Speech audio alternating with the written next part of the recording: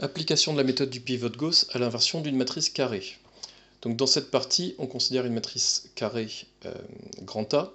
On a déjà vu que la méthode du pivot de Gauss que l'on vient de décrire permet de déterminer le rang de la matrice, et donc en particulier de savoir si la matrice est inversible ou non. Donc pour une matrice de taille n fois n, elle est inversible, c'est équivalent à dire que son rang vaut n, et dire qu'elle n'est pas inversible, c'est équivalent à dire que le rang de A est strictement plus petit que n. Là, j'ai simplement rappelé la méthode qu'on connaissait d'inversion des matrices, celle qu'on a déjà vue, page 14 de ce chapitre. En appliquant cette méthode, on peut énoncer et démontrer la proposition 29, on aurait pu le faire plus tôt d'ailleurs dans ce chapitre. Si grand A est une matrice triangulaire, en particulier si grand A est une matrice diagonale, alors A est inversible si et seulement si ses coefficients diagonaux sont tous non nuls.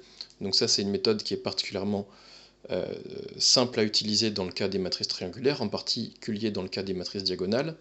Donc je vais appliquer la méthode que j'ai rappelée ici. Donc on prend A d'abord qui est triangulaire supérieur. Donc triangulaire supérieur, ça veut dire que j'ai que des zéros en dessous de ma diagonale. Je pose, comme dans la méthode vue page 14, le système AX est égal à Y. Comme grand A est triangulaire supérieur, le système il est triangulaire. Donc notamment, on voit ces pivots. Les pivots du système, c'est quoi? C'est les coefficients diagonaux de la matrice. Bon, si le système est triangulaire, il est de Cramer si et seulement si ces pivots sont tous non nuls. Dire qu'il est de Cramer, c'est équivalent à dire que A est inversible. Dire que ces pivots sont tous non nuls, ça veut dire que les coefficients diagonaux de la matrice sont tous non nuls. Donc on a démontré, en tout cas pour une matrice triangulaire supérieure, qu'elle est inversible si et seulement si ses coefficients diagonaux sont tous non nuls. Vous comprenez bien que, pour faire ça, j'avais besoin que la matrice soit triangulaire supérieure pour me ramener à un système triangulaire.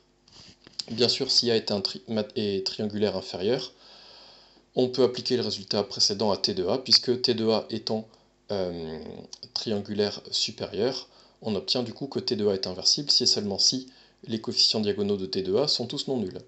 Or, on sait que A est inversible si et seulement si T de A l'est, et puis les coefficients diagonaux de T de A et de A, ce sont les mêmes.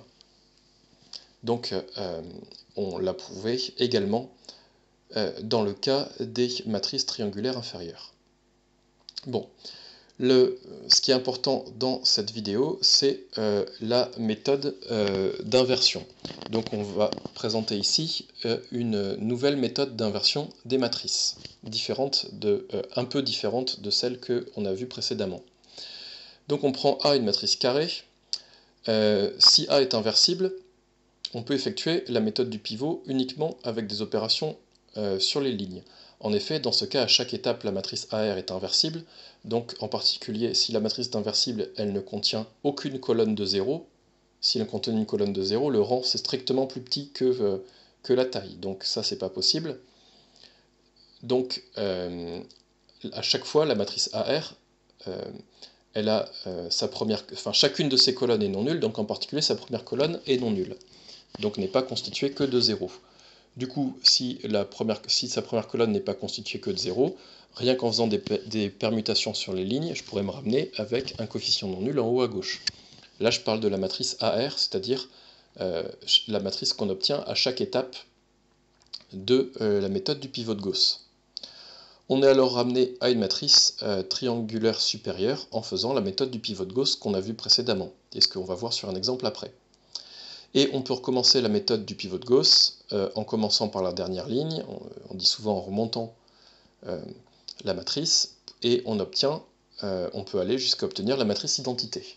Donc d'une matrice grand A, en faisant la méthode du pivot de Gauss vers le bas, on se ramène à cette matrice-là.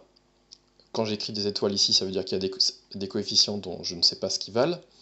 En refaisant la méthode du pivot de Gauss vers le haut, je me ramène à cette matrice-là, et comme les pivots sont tous non nuls, puisque la matrice est inversible, en divisant chaque ligne par le pivot correspondant, je peux me ramener à la matrice identité.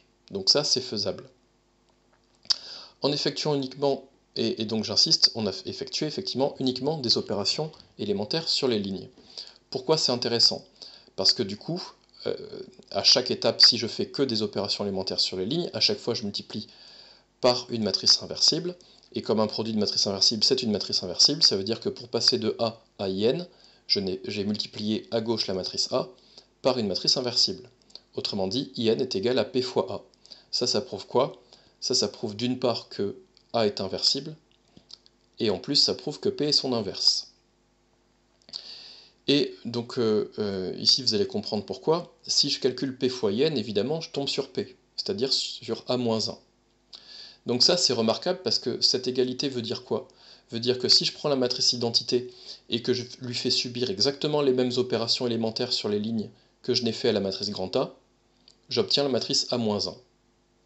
Donc si vous avez compris, si vous avez suivi, je viens d'expliquer que si la matrice grand A est inversible, rien qu'en lui faisant subir des opérations élémentaires sur les lignes, uniquement sur les lignes, je peux passer de cette matrice grand A à la matrice identité. Et si simultanément je fais les mêmes opérations élémentaires sur la matrice identité, j'obtiendrai la matrice A-1. Donc on va voir ça sur un exemple. J'ai repris le même exemple que page 14 avec l'autre méthode qu'on avait vue d'inversion des matrices avec le système. Donc en fait, une notation possible, je recopie la matrice grand A, elle est là, et j'écris à côté la matrice identité. Donc en fait, on fait comme ça une espèce d'extension de matrice. Ça peut paraître plus simple parce que du coup, à chaque fois que je vais faire une opération élémentaire, donc évidemment, moi, mon but, c'est faire des opérations élémentaires sur la matrice grand A qui est là, et donc sur les lignes de cette matrice-là. Et donc, du coup, si j'ai étendu ma matrice comme ça, ligne par ligne, systématiquement, je penserais bien à les faire sur la matrice identité qui est ici à droite. Donc, j'ai écrit toutes les opérations élémentaires que je fais. Donc, L1 permute avec L2. Le but, c'est de se ramener avec des zéros ici. Ça, c'est la matrice A1 que j'avais donnée dans les notations de la méthode du pivot de Gauss. Je fais disparaître le coefficient 2 qui est là.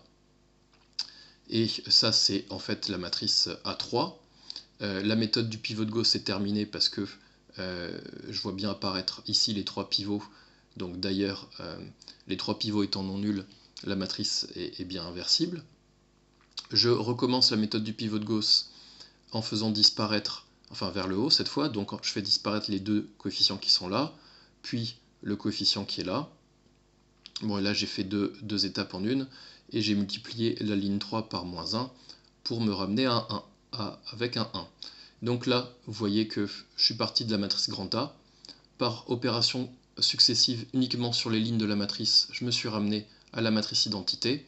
J'ai fait exactement et simultanément les mêmes opérations sur la matrice identité. Et du coup, ici, j'ai expliqué que ça, c'était la matrice A-1. Ici, ça, c'est particulièrement important. Pour déterminer le rang d'une matrice, on a vu qu'on pouvait éventuellement combiner des opérations sur les lignes et sur les colonnes, ça ne change rien, puisque on a vu que le rang était invariant par opération élémentaire sur les lignes, et aussi bien que par opération élémentaire sur les colonnes. Mais là, pour obtenir A-1, il est indispensable de n'effectuer que des opérations élémentaires sur les lignes de la matrice. Donc ça, c'est vraiment important. Ici, cette méthode ne marche à condition que je fasse que des opérations élémentaires sur les lignes de la matrice. Puisque cette égalité-là, vous comprenez, l'égalité IN égale P fois A est satisfaite parce que je fais des opérations élémentaires que sur les lignes. Sinon, IN serait égal à P fois A fois Q, et donc ici, je serais incapable de repérer où est la matrice A-1, alors que là, la matrice A-1, c'est la matrice P, d'où l'importance de ne faire que des opérations élémentaires sur les lignes. Cette méthode d'inversion n'est pas une nouvelle méthode, mais plutôt une autre manière de présenter la méthode vue page 14, où en fait on faisait des opérations élémentaires sur les systèmes matriciels. Donc voilà, cette méthode clôt le chapitre sur les matrices.